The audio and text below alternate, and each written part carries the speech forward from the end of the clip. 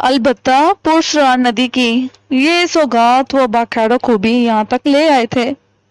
सरातू की झोंपड़ी को ही आरजी क्यामगाह बनाया था, क्योंकि यहाँ से रेवा वापसी के लिए इंतजामात करने थे। जंगल में इस लाश के साथ सफर कोई अहमियत नहीं रखता था, लेकिन यहाँ से रेवा तक का सफर मुश्किल था।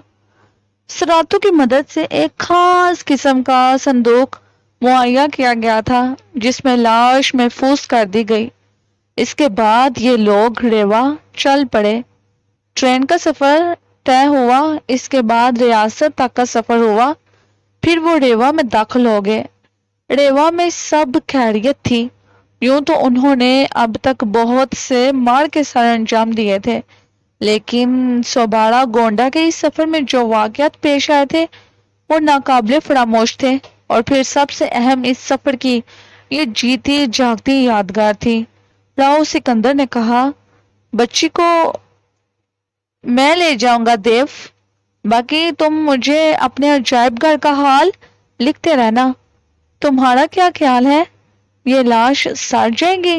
राजदेव ने कहा, अब तक तो इसमें कोई आसार नुमादार नहीं हुए, बात के बारे में क्या कहा जा सकता है। वैसे तुम इस सिलसिले में क्या करने का इरादा रखते हो? कोई खास प्रोग्राम नहीं है। हाँ, अगर इस सिलसिले में कोई काम का आदमी हाथ लगा तो जरूर कोशिश करूंगा। मुझे आगाह कर देना। जरूर, ये तुम्हारे कहने की बात है। वैसे सोबाड़ा का सफर अधूरा रह गया, इसका मुझे अफसोस है। यार जिंदा सोबत बाकी। ये जंगल हमें शिकस्त नहीं दे सकते। फिर प्रोग्राम बनाएंगे। राजदेव ने मुस्कुराते हुए कहा।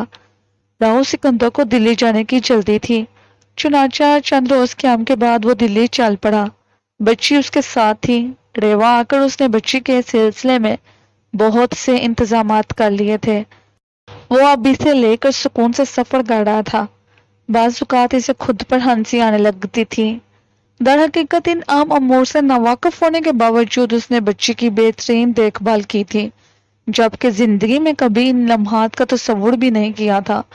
वो सोच रहा था कि सतूत के क्या तासुरात होंगे इस बच्ची को देखकर।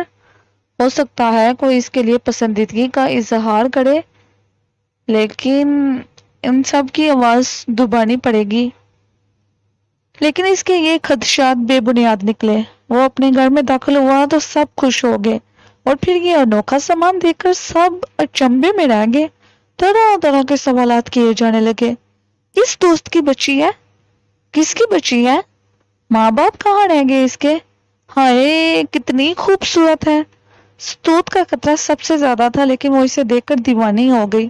ओफो, लाओ मुझे दो। कौन है ये? अगवा करके लाया हूँ। अब ये कारोबार शुरू कर दिया है। हाय, एक काश ये सच हो। सच, तुम इसे मुझे दे दो। संभाल पाओगी? आंखों में रखूंगी इसे। इतनी ही प्यारी है, मगर ये कैसे हो सकता है? जाहिर है इसके माँ बाप उसे ले जाएंगे। यकीन करो, इसे देखकर दिल में एक अजीब सी मोहब्बत का एहसास उभरता है। हालांकि गैर के बच्चे इतने प्यारे नहीं लगते। मोहतरमा सतूत जहां, आप जरा अपने आप को भी अच्छी तरह टटोल लें। किसी की औलाद की परवरिश मामूली काम नहीं होती। अगर मैं आपसे ये कहूं कि बच्ची हमेशा के लिए आपको मिल सकती है, तो हो सकता है आपके दिल की गहराई से ये एहसास उभरे कि इसने आपके जिस्म में परवरिश नहीं पाई। राव सिकंदर ने कहा, और सतूत उससे परेशान निगाहों से देखने लगी। पहले मुझे ये बताइए कि इसके वालिदैन कहाँ हैं? इसके वालिदैन नहीं हैं, राव सिकंदर ने जवाब दिया। हाय, क्या हुआ? क्या किसी हादसे का शिकार हो गए? यही समझ लीजिए आप। तो ये बच्ची बेसहारा है? सतूत जहां ने फूले हुए सांस के साथ पूछा। जी नहीं, इसका सहारा, इसका सरपरस्त मैं हूँ, राव सिकंदर ने जवाब दिया। तो आप मेरा मतलब है, हम इसे किसी के हवाले करने के लिए मजबूर नहीं हैं। नहीं, बल्कि इसकी बेहतर परवरिश की जिम्मेदारी अब हमारे शानों पर आ पड़ी है। खुदा की कसम, मैं इसे अपने सीने से लगाकर परवान चढ़ाऊंगी। इतनी हसीन, इतनी प्यारी बच्ची, ये हमारी ही बच्ची कहलाएगी ना? ویسے اس کا نام کیا ہے؟ ستوت نے مسرت سے بے قابو ہو کر پوچھا۔ وہ بھی آپ اپنی پسند سے تجویز کریں گی، میں ذرا ابو جان سے مل لوں۔ ابھی تک راؤ سکندر کی ملاقات راؤ غضنفر سے نہیں ہوئی تھی۔ بچی کو ستوت جہاں کی گود میں دے کر راؤ سکندر باپ کی خدمت میں پہنچ گیا۔ راؤ غضنفر دلی آنے کے بعد بہتر تو ہو گئے تھے، لیکن عمر کی آخری حدود میں تھے، اسی لیے بیماریاں ساتھ لگی رہتی تھیں۔ ان دنوں بھی ذرا طبیعت ناساز تھی۔ راؤ کے اسلام کا جواب محبت کے جذبات کے ساتھ دیا اور کہنے لگے، ابھی مجھے تمہاری آمد کی اطلاع ملی تھی، بے چینی سے تمہارا انتظار کر رہا تھا، اس خدشے کا شکار تھا کہ کہیں اس بار پھر لمبے نہ چلے جاؤ۔ جی ابو جان، بس ارادہ تو لمبے ہی جانے کا تھا، لیکن پھر ملتوی کر دیا۔ شاید اچھا ہی ہوا بھائی، اب راؤ غضنفر نے زندگی سے شکست تسلیم کر لی ہے اور موت کی جانب دیکھنے لگے ہیں۔ بات یہ ہے بیٹے کہ ہر ابتدا کی انتہا یقینی ہے، اور پھر ہم عمر کی اس منزل میں ہیں جب انتہا دردناک تصور نہیں کی جا سکتی۔ بھلا کر ایک دن واپسی کا سفر کرنا ہے۔ ہاں، زندگی میں کچھ خدشات لاحق ہو جاتے ہیں، مثلاً اب ہم یہ سوچنے لگے ہیں کہ کہیں یوں نہ ہو کہ تم ہم سے دور ہو اور ہم واپس چل پڑیں۔ اس بار یہ سوچا تھا کہ اگر زندگی نے مہلت دی تو تم سے یہ درخواست کریں گے کہ ہمارے لیے اپنے یہ مشاغل ترک کر دو۔ ہاں، ہمارے بعد ظاہر ہے تمہیں روکنے والا کوئی نہیں ہوگا۔ خدا آپ کا سایہ میرے سر پر سلامت رکھے۔ میں تو آپ کو اپنا سب کچھ سمجھتا ہوں ابو جان، آپ اگر حکم دیں گے تو میں اپنی مہمات کے یہ مشاغل ترک کر دوں تو میں بخوشی آپ کے اس حکم کی تعمیل کروں گا، لیکن اس طرح نہیں، آپ زندہ رہ کر میرے ساتھ رہیں گے۔ راؤ غضنفر نے محبت سے بیٹے کے سر پر ہاتھ پھیرا اور بولے، بس ایک خدشے کا اظہار کیا تھا، اور نہ جانے کیوں اس بار یہ ذرا کچھ زیادہ محسوس ہو رہا تھا۔ خیر چھوڑو، یہ بتاؤ اس بار تم نے کیا ہنگامہ خیزیاں کی؟ ویسے جلدی واپس آ گئے۔ میں تو یہ سمجھتا ہوں کہ یہ میری طلب تھی جس نے تمہارا رخ دلی کی طرف موڑ دیا۔ یہی ہو سکتا ہے ابو جان، ورنہ ارادہ تو طویل ہی تھا۔ راؤ سکندر نے مسکراتے ہوئے کہا، راج دیو بھی تمہارے ساتھ تھا؟ جی ابو جان۔ کیسے ہیں وہ لوگ؟ ٹھیک ہے، کوئی خاص بات نہیں ہے۔ ویسے اس بار ابو جان مجھے ایک انوکھا واقعہ پیش آ گیا، اور اس کی ایک یادگار بھی میرے ساتھ ہے۔ لازمی بات ہے کہ آپ کے کانوں تک یہ اطلاع پہنچے گی اور آپ مجھ سے یہ سوال کریں گے، میں صرف آپ کو اس بارے میں بتانا چاہتا ہوں، باقی لوگوں کو تو میں ٹال مٹول کر دوں گا۔ کیا بات ہے؟ ایسی کیا چیز ہے؟ اس بار ہم سوبارہ کے جنگلات کی جانب گئے تھے اور دریائے گوندا کے ساتھ ساتھ ہم نے جنگلوں میں سفر کیا تھا۔ یہ بات دریائے گوندا کی نہیں بلکہ کسی ضلعی ندی کی ہے کہ ہم نے اس ندی میں ایک انسانی جسم کو بہتے ہوئے دیکھا۔ ایک عورت کا بدن تھا، بلکہ عورت کیا، لڑکی سمجھ لیجیے آپ اسے۔ کچھ عجیب سی شکل و صورت تھی، اس کے جسم پر مٹی کے نقوش بنائے گئے تھے اور ایک پرسرار سی کیفیت کا شکار تھی۔ بہر طور وہ تو ایک لاش تھی، لیکن اس کے نزدیک ایک تقریباً 6 ماہ کی بچی بھی لیٹی ہوئی تھی جو بے حد خوبصورت تھی۔ ہم لوگ انسانی ہمدردی کی بنیاد پر اس بچی کو لے آئے۔ عورت کی لاش کو صرف اس بنیاد پر لایا گیا کہ اس کا راز معلوم ہو سکے۔ بہر طور وہ لاش راج دیو کے پاس ہے، لیکن بچی کو میں لے آیا ہوں، اور ابو جان میں نے فیصلہ کیا ہے کہ میں اس کی پرورش کروں گا۔ ارے کیا تم یہاں لے آئے ہو اسے؟ راؤ غضنفر نے متحیرانہ انداز میں پوچھا۔ جی ابو جان، اور کہاں لے جاتا؟ میرا مطلب ہے یہ پتہ نہیں چل سکا کہ لاش کس کی تھی اور دریا میں کیسے بہہ رہی تھی۔ مجھے تو وہ کسی قبیلے کی کوئی کارروائی معلوم ہوتی ہے، نیم وحشی قبیلے کی کارروائی، کیونکہ کچھ ایسے نقوش ملے ہیں۔ اس سلسلے میں میرا خیال ہے ابو جان کوئی الجھن نہیں پیدا ہو پائے گی۔ ظاہر ہے وہ انسان کی بچی ہے، اسے پرورش کرنا ہے، اور میں ان لوگوں سے کوئی بہانہ کر دوں گا۔ آپ کی البتہ اجازت چاہتا ہوں۔ بھائی یہ کیسا کام ہے کہ انکار کرنے کا سوال ہی پیدا نہیں ہوتا۔ ذرا مجھے دکھاؤ تو اس بچی کو۔ راؤ سکندر نے ایک ملازم کو آواز دی اور پھر ستوت جہاں کو بما بچی کے طلب کر لیا۔ تھوڑی دیر کے بعد ستوت جہاں خوشی سے گلنار راؤ غضنفر کے سامنے پہنچ گئی۔ بچی اس کی گود میں تھی اور ستوت جہاں نے ذرا سی دیر میں اسے دلہن بنا کر رکھ دیا تھا۔ راؤ غضنفر نے ہاتھ پھیلا دیا اور بچی راؤ غضنفر کے گوش میں پہنچ گئی۔ راؤ غضنفر اسے دیکھتے رہے۔ ان پر ایک لمحے کے لیے سکتہ ستاری ہو گیا تھا، پھر انہوں نے مسکراتے ہوئے گردن ہلائی۔ یہ تو آسمانی مخلوق ہی لگتی ہے، خدا کی قسم اس کی آنکھوں میں نے ایک ایسا سحر دیکھا ہے کہ بیان نہیں کر سکتا۔ بس اس نے اپنی آنکھوں کے راستے میرے دل و دماغ پر قبضہ جما لیا ہے۔ کیا بتاؤں کتنا پیار محسوس ہو رہا ہے اس سے مجھے۔ بھائی یہ پرسرا مخلوق اب ہمارے ہاں پروان چڑھے گی۔ ستوت جہاں سوچ لینا بیٹے، بچے کی پرورش بہت مشکل کام ہوتی ہے۔ ابو یہ بہت پیاری ہے، مجھے تو بہت پسند ہے، میں اسے بہت اچھی طرح سے پرورش کروں گی۔ ہاں ہاں بالکل، بہر طور جو ذمہ داری انسان قبول کر لے پھر اسے نبھانا ہی انسانیت کی شان ہوتی ہے۔ کہیں بھی راستہ بدلاؤ تو اس گناہ سے نہ بچ سکو گے۔ اب بھی وقت ہے کہ اس لاوارث بچی کو کسی یتیم خانے کے حوالے کر دو، لیکن اگر اس کی پرورش کی ذمہ داری لیتے ہو تو تم دونوں، تو پھر سوچ لینا کہ یہ تمہارا ایمان ہوگا۔ نہیں ابو، ہم اسے کسی کے حوالے نہیں کریں گے، آپ اطمینان رکھیے، یہ تو بہت ہی پیاری ہو گئی ہے تھوڑی ہی دیر میں۔ بہرحال یہ مسئلہ طے ہو گیا۔ اس معصوم بچی کے لیے اس عظیم الشان گھرانے میں بہت بڑی جگہ پیدا ہو گئی۔ بچی کا نام قندیل رکھا گیا تھا، اور نہ جانے کیوں یہ نام ستوت جہاں کے ذہن میں آیا۔ راؤ سکندر کو بتایا گیا تو اس نے بھی بے حد پسند کیا، اور پھر کسی نے اس نام سے انحراف نہ کیا اور قندیل کے لیے اس گھر کی ہر شے کشادہ ہو گئی۔ دوسری طرف راؤ سکندر کا رابطہ راج دیو سے بھی تھا، اور ایک دوسرے کے حالات سے آگاہی ہوتی رہتی تھی۔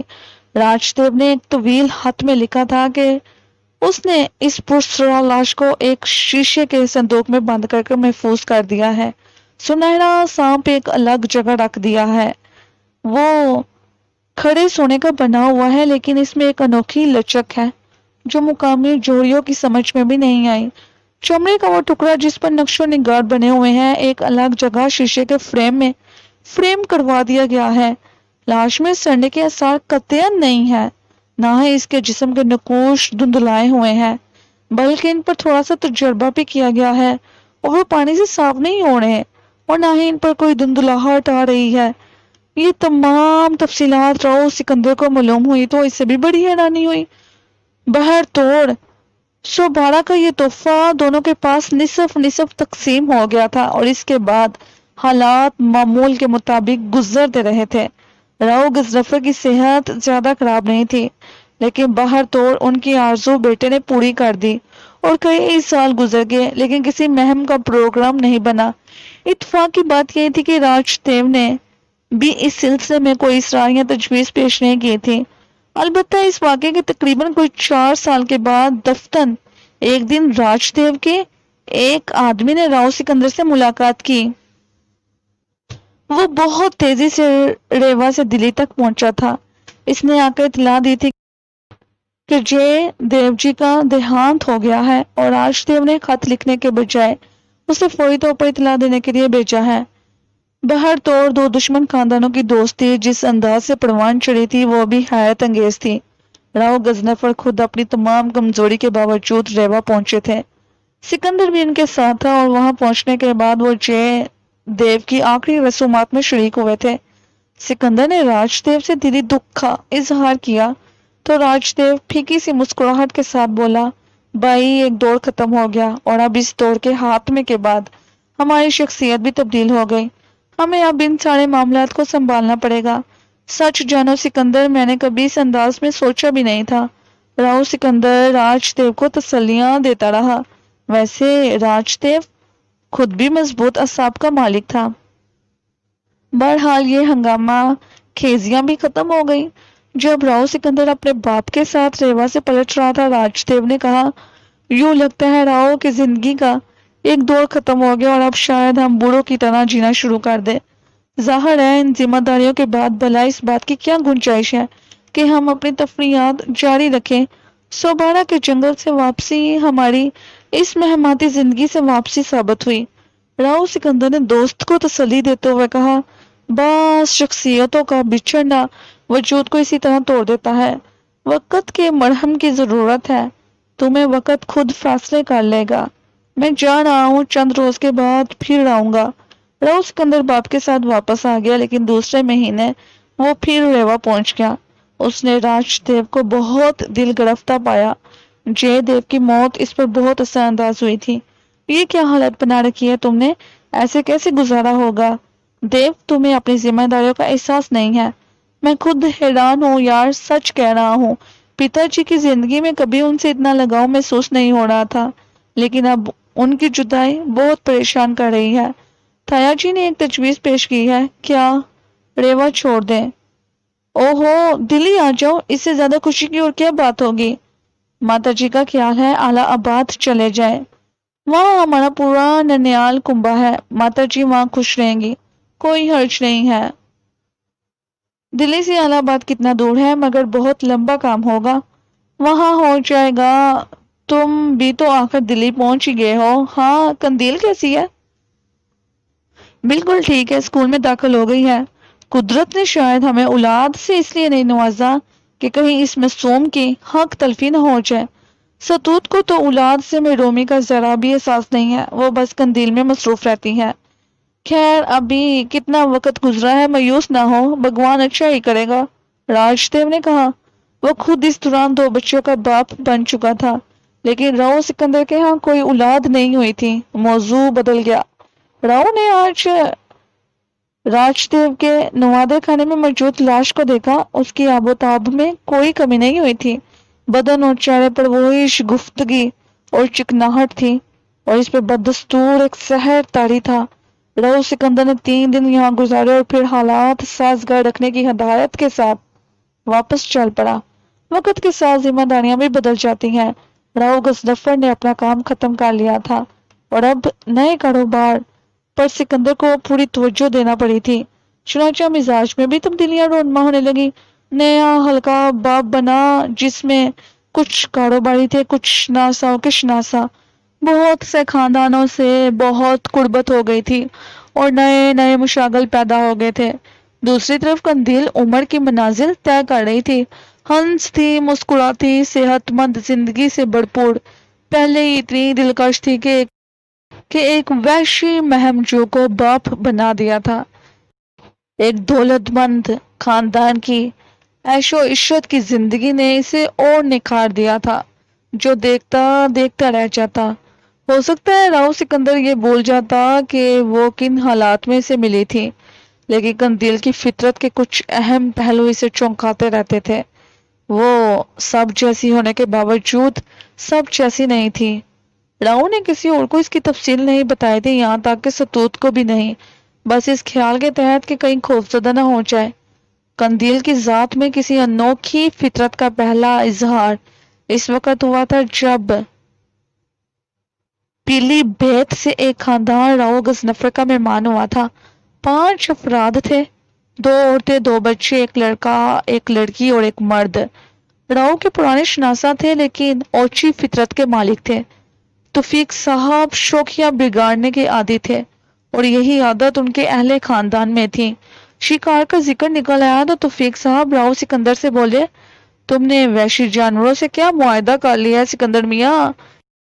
یہ شوق اگر جوانی میں شروع ہو جائے تو پھر کبھی ساتھ نہیں چھوڑتا، اور خاص طور سے بڑھاپے میں تو اس کے سوا کچھ یاد نہیں رہتا۔ مجھے دیکھو، آخری شکار میں نے 3 ماہ قبل کیا ہے، وہ بھی ببر شیر کا، مادہ بچ نکلی، ورنہ وہ بھی کام آ گئی ہوتی۔ توفیق صاحب شکار کا واقعہ سنانے لگے، پھر بولے، بہرحال میں نے مادہ کو طاق لیا ہے، چھوڑوں گا نہیں اسے، تم آ جاؤ، ساتھ ہی چلیں گے۔ نہیں ابو، آپ نہیں جائیں گے؟ اچانک قندیل بول اٹھی۔ یہ اس کا نیا انداز تھا، اس سے قبل اس نے کبھی ایسے الفاظ نہیں کہے تھے۔ سب چونک کر اسے دیکھنے لگے۔ قندیل کے چہرے پر سرخی چھائی ہوئی تھی۔ کیوں بیٹے، تم ہمیں کیوں منع کر رہی ہو؟ راؤ نے پوچھا۔ اس لیے کہ اس بار شیرنی کی باری ہے، وہ ضرور ضرور انہیں مار دے گی۔ قندیل نے توفیق صاحب کی طرف اشارہ کر کر کہا۔ عورتوں نے اس بات کا برا منایا تھا، مگر توفیق صاحب کہکا لگا کر ہنس پڑے تھے۔ پھر انہوں نے کہا، اگر یہ بات ہے تو قندیل بیٹی سے ہمارا وعدہ ہے کہ اس شیرنی کی کھال ہم تمہیں توفتاً دیں گے۔ قندیل کے چہرے پر حقارت کے آثار نظر آئے تھے جنہیں راؤ سکندر نے ہی محسوس کیا تھا۔ بہرحال اس کے علاوہ اور کوئی بات نہیں ہوئی تھی۔ توفیق صاحب چلے گئے اور تقریباً 1.5 ماہ کے بعد اچانک اطلاع ملی تھی کہ وہ شکار کے ایک حادثے کا شکار ہو گئے۔ ایک شیرنی نے انہیں چیڑ پھاڑ دیا تھا۔ کسی اور کو تو وہ بات شاید یاد نہ رہی تھی، لیکن راؤ صاحب کو بخوبی یاد تھی۔ انہوں نے کسی کو یاد بھی نہ دلائی۔ البتہ اس رات نہ جانے کیوں ان کے ذہن میں یہ بات آئی کہ وہ قندیل سے اس بارے میں پوچھیں۔ رات کے 12 بجے تھے۔ ستوت جہاں سو رہی تھی وہ قندیل کے کمرے کی طرف بڑھ گئے۔ دروازہ کھلا ہوا تھا، روشنیاں بجھی ہوئی تھیں لیکن اندر تاریکی نہیں تھی۔ کھلی کھڑکی سے چاندنی اندر آ رہی تھی۔ اس روشنی میں قندیل فرش پر بیٹھی ہوئی تھی۔ قالین پر ماچس کی تیلیوں کے چھوٹے چھوٹے ٹکڑے بکھرے ہوئے تھے اور قندیل بڑے انہماک سے ان کی ترتیب بدل رہی تھی۔ اس کا سر جھکا ہوا تھا۔ راؤ صاحب اس کے پاس جا کھڑے ہوئے لیکن قندیل کا انداز نہ بدلا، جیسے اسے راؤ صاحب کی آمد کا علم نہ ہوا ہو۔ اس سے قبل کہ راؤ صاحب کچھ بولتے وہ خود بول پڑی۔ سب کی باری آتی ہے ابو، اب اس کی باری تھی۔ وہ کھلکھلا کر ہنس پڑی اور اس کی نظریں راؤ صاحب کی طرف اٹھ گئیں۔ پھر اس نے ایک تیلی اٹھا کر راؤ صاحب کو دکھائی۔ ہاں ابو، اب اس کی باری تھی۔ راؤ صاحب بے اختیار 2 قدم پیچھے ہٹ کے۔ ان کے ذہن کو شدید جھٹکا لگا تھا۔ قندیل کی آنکھیں چاند کی طرح روشن تھیں، بالکل سنہری اور چمکدار، جیسے آنکھوں کی جگہ حلقوں میں دننے بلب روشن ہو گئے ہوں۔ راؤ سکندر کو ذہن پر قابو پانا مشکل ہو گیا۔ قندیل کا حسین چہرہ اتنا بھیانک لگ رہا تھا کہ ناقابل بیان ہے۔ آنکھوں میں پتلیوں کا نام و نشان نہیں تھا، بس 2 روشن چراغ جن کی چھاؤں میں اس کی ہنسی بہت ڈرونی محسوس ہو رہی تھی۔ راؤ صاحب نے کچھ بولنے کی کوشش کی لیکن اس میں ناکام رہے اور پھر نہ جانے کس طرح سے وہ اس کے کمرے سے باہر نکلے تھے۔ ان کے دماغ میں سناٹا پھیل رہا تھا۔ وہ کچھ دیر کے لیے سوچنے سمجھنے کی قوتیں کھو بیٹھے تھے۔ اپنے کمرے میں داخل ہو کر وہ بستر پر بیٹھ گئے اور دیر تک ذہن پر قابو پانے کی کوشش کرتے رہے۔ کیا ہے یہ سب کچھ کیا ہے؟ قندیل انہیں بہت پیاری تھی، نہ صرف انہیں بلکہ وہ گڑ بڑ کی آنکھوں کی روشنی تھی۔ ستوت اس پر جان نچھاور کرتی تھی۔ راؤ غضنفر تو جیسے اب اس کے سہارے جی رہے تھے۔ خود راؤ سکندر اس کی مسکراہٹ میں کھو کر حالات کی ہر الجھن کو فراموش کر دیتے تھے، لیکن قندیل سے اتنی قربت کے باوجود اس کی ذات کے کچھ پرسرار پہلو ان سے پوشیدہ تھے۔ بلکہ سچی بات تو یہ ہے کہ وہ اس کے بارے میں کچھ بھی نہیں جانتے تھے۔ البتہ اتنا اندازہ انہیں ضرور تھا کہ قندیل کچھ ہے، کوئی ایسا جادو جس میں نہ جانے کون کون سی پرسرار کہانیاں سمٹی ہوئی ہیں۔ کبھی کبھی وہ سوچتے تھے کہ کہیں یہ خاندان ان پرسرار کہانیوں کا شکار نہ ہو جائے۔ اس وقت بھی یہ احساس ان کے ذہن میں جگہ پا رہا تھا۔ وہ اسی وقت سے انوکھی ہے جب انہوں نے اسے دیکھا تھا۔ وہ بھوکی تھی اور اس کی آنکھوں نے کہا تھا کہ میں بھوکی ہوں۔ وہ لمحہ بھی انہیں یاد تھا جب ایک وحشی درندہ اس کی آنکھوں کے سحر میں گرفتار ہو گیا تھا، اور اس کے بعد قندیل کی عمر کے 4 سال جن کا ہر لمحہ پرسرار تھا۔ ہاں، ابھی تک کوئی نقصان نہیں پہنچا تھا لیکن بلکہ ہر طرح بہتری ہوئی تھی، بگڑے کام بنتے رہے تھے۔ توفیق صاحب کے بارے میں اس کی پیشن گوئی بہت خوفناک تھی۔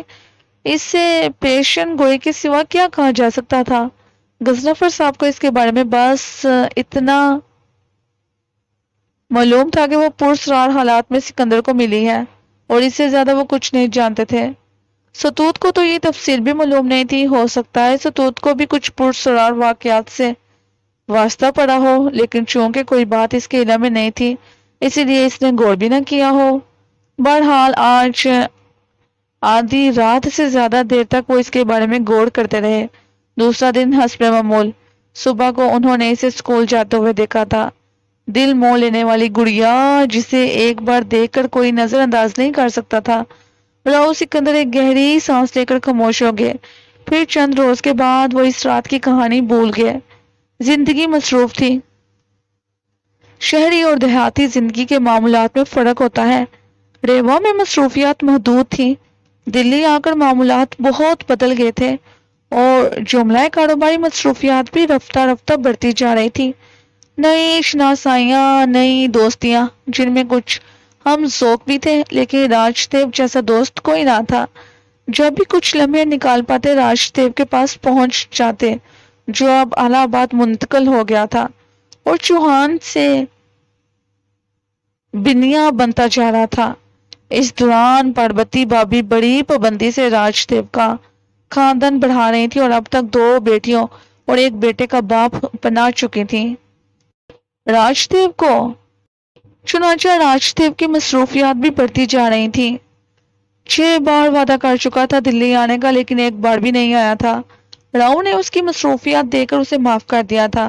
اس نے اپنا کاروبار خوب پھیلا لیا تھا۔ شکار کا تو اب تصور ہی چھوڑ دیا گیا تھا، لیکن راج دیو کا نوادرات جمع کرنے کا شوق بدستور تھا۔ اس نے اپنی حویلی نما عمارت کا ایک حصہ نوادر کھانے کے لیے مخصوص کر لیا تھا اور اس پہ نہ جانے کیا کیا جمع کرتا رہتا تھا۔ وہ لاش بھی جو کی تو موجود تھی۔